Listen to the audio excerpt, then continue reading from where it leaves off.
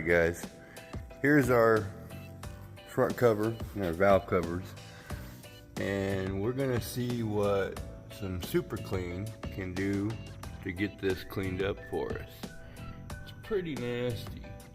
It's only been on there, 30 years almost. This is what we're going to be using.